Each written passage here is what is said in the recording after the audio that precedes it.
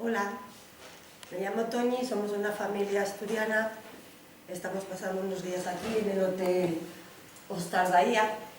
Hemos estado 2 noches muy bien con un señor que nos ha enseñado mucho las zonas de alrededor de su pueblo, que se llama Lase, un sitio donde creo que vamos a volver, no tardando mucho, porque nos hemos encontrado muy bien a gusto. Y le damos las gracias por... Aquí, ¿quieres que te señale la habitación donde estuvimos durmiendo? Bueno, pues ahí estuvimos durmiendo, en una habitación muy acogedora, muy limpia. No es porque esté el señor aquí delante, porque seguramente que no la ha limpiado, pero ha tenido gente que la dejó realmente bien. Dile unas palabras tú aquí a Manolo. ¿Qué te parece, Manolo? Dile algo tú. No sé. Anda, dile algo, pues lo que piensas.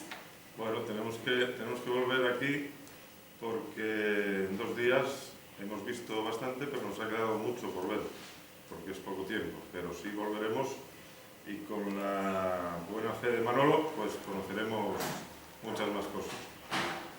Muy bien. ¿Cómo lo habéis pasado? Genial, genial. De puta madre, ¿no? De puta madre. De putísima madre. De putísima Muy madre. bien, pues buen viaje y hasta otra ocasión, ¿vale? Muy bien. Chao, muchas chao. gracias. Muchas gracias.